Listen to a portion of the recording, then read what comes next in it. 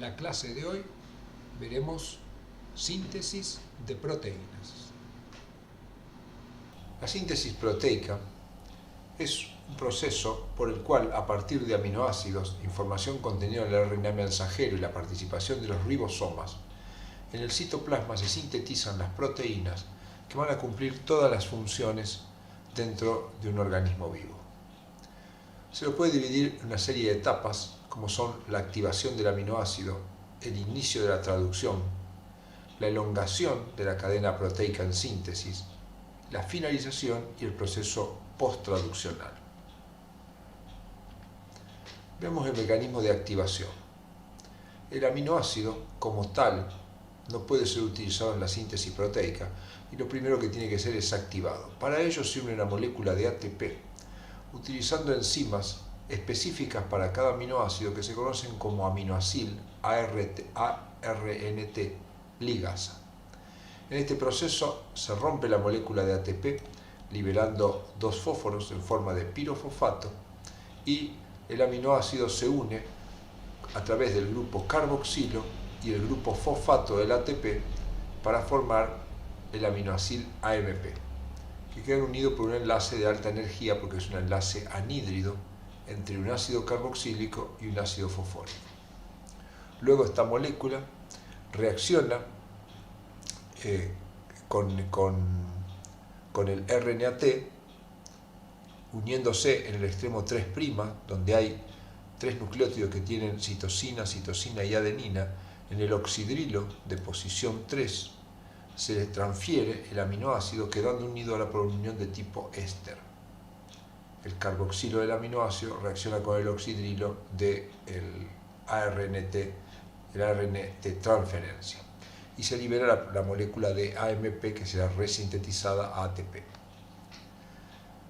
De ahora en adelante representaremos al aminoácido unido al ARN de transferencia a través de este esquema donde el aminoácido se encuentra en un círculo amarillo.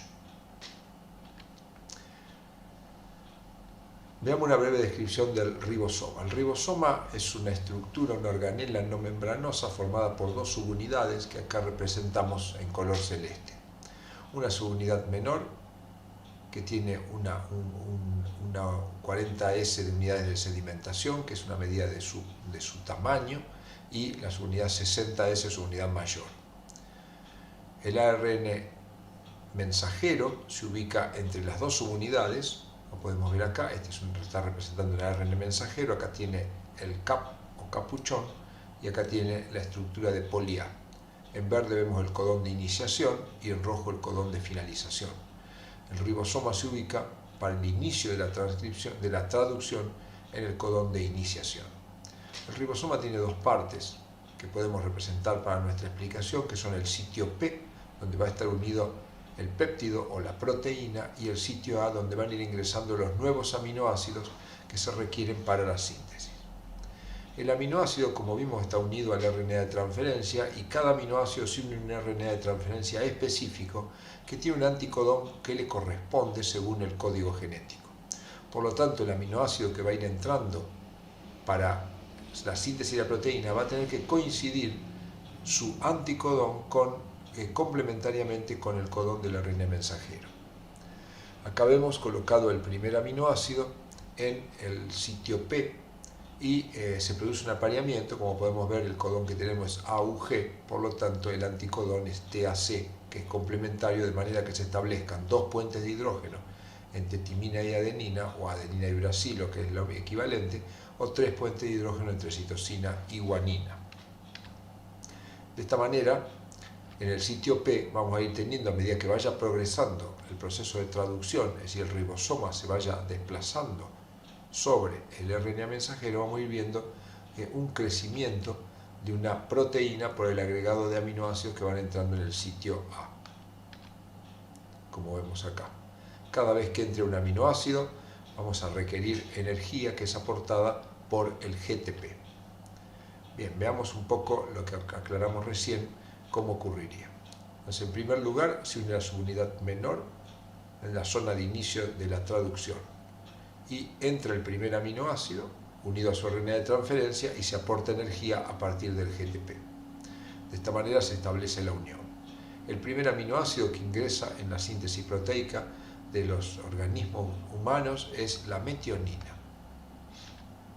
Luego entra la subunidad mayor y acá tendríamos el complejo de iniciación como para comenzar la síntesis, y el ribosoma se va a ir desplazando a lo largo de los sucesivos codones para ir indicando qué aminoácido tiene que ingresar.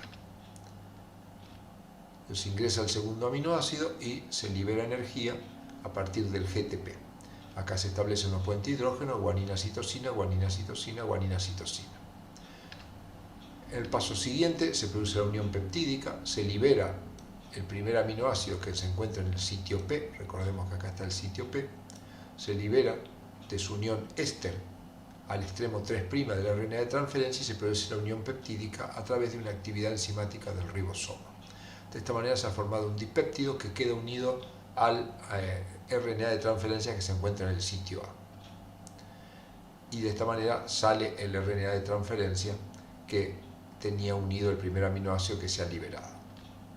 En el paso siguiente el ribosoma sufre la translocación, es decir, se corre al siguiente nucleótido, para eso utiliza energía proveniente del GTP y acá va a quedar libre en el sitio A un codón que es GCG, que traerá un nuevo RNA de transferencia, obviamente complementario.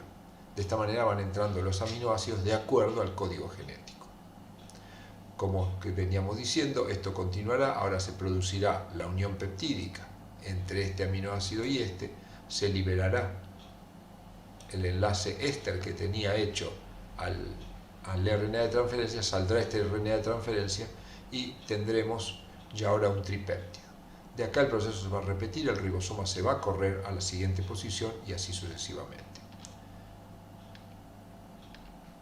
Esto va a ocurrir hasta que lleguemos a una etapa final en la cual tenemos los aminoácidos unidos al RNA de transferencia que se encuentra en el sitio P y tenemos el codón de finalización. Acá no tenemos ningún RNA de transferencia que ingrese, por lo tanto lo que acá se va a producir es la hidrólisis del enlace y no se va a poder unir a nada. Entonces, cuando lleguemos acá finaliza la síntesis proteica, se separa la subunidad menor, se separa la subunidad mayor, ya acá se ha cortado el enlace, se libera el RNA de transferencia y nos queda la proteína sintetizada siguiendo el ordenamiento de codones que tenía el RNA mensajero y por lo tanto el gen que le dio origen. Veamos este proceso, un esquema de todo en conjunto. Acá tenemos el RNA mensajero con su codón de iniciación y acá tenemos la activación del aminoácido. El aminoácido se une al RNA de transferencia, se utiliza ATP y se forma el aminoacil RNAT. Ingresa a la subunidad menor, ingresa el aminoácido activado, que el primero va a ser metionina, utilizando GTP. Luego ingresa a la subunidad mayor, formándose el complejo de iniciación con el sitio P y el sitio A. De acá en adelante, utilizando GTP, entra el segundo aminoácido, se produce la formación de la unión peptídica, se une este aminoácido con este y se libera del RNA de transferencia que tenía el primer aminoácido. Utilizando GTP se produce la translocación, con la cual el ribosoma se corre un triplete, en este caso hacia la derecha, hacia el extremo donde se encuentra el poliA, hacia el extremo 3'. Luego, con el ingreso de GTP y otro aminoácido, entra el tercer aminoácido y este proceso, que es la elongación, se va a repetir. Al haber entrado el tercer aminoácido, como vimos hoy, se produce la unión peptídica, se libera y el ribosoma se va a volver a traslocar. Esto va a ocurrir hasta que lleguemos al codón de finalización, o UAA, en el cual se produce la hidrólisis, pero no la unión a ningún RNA de transferencia, por lo tanto nos queda la proteína liberada y nos quedan las subunidades para poder ubicarse al principio del RNA de mensajero y sintetizar una nueva proteína. Una vez que la proteína se finalizó en su síntesis, puede tener, y habitualmente lo tiene, procesamientos posttraduccionales que consiste en modificar químicamente a la proteína haciendo diferentes cosas que simplemente vamos a enunciar. Por ejemplo, eliminación de secuencias de aminoácidos. Se le pueden cortar partes de la molécula para que esta molécula sea activa. fosforilación y desfosforilación. Se pueden agregar grupos fosfatos o sacar grupos fosfatos, fundamentalmente de aquellos aminoácidos que en la cadena lateral tienen grupos oxidrilo, como las serinas, treoninas y tirosinas. La acetilación y desacetilación es un proceso que ocurre habitualmente sobre los aminoácidos lisina y que tiene la función de cambiarle la carga a las proteínas, como por ejemplo la acetilación y desacetilación de histona que estudiamos durante el proceso de regulación génica. La formación de puentes disulfuro entre dos cisteínas es una modificación común. La glicosilación, ya sea en aminoácidos que tienen oxidrilo o en aminoácidos que tienen nitrógeno en su cadena lateral. La ubiquitinación, que es el agregado de una proteína que permite identificarla para su degradación. Y algunas otras cosas como la poliadeperribosilación, que participa en algunos procesos relacionados al metabolismo del ADN. Hidroxilación, como en el caso de la prolina, que se transforma en hidroxiprolina. Carboxilación, que agrega grupos carboxilo, como los factores de la coagulación. Unión a otras proteínas formando estructuras cuaternarias, como puede ser el caso de la hemoglobina. Y la amidación, que es el agregado de un grupo amido en uno de los extremos, como ocurre en algunas estructuras relacionadas al sistema endocrino.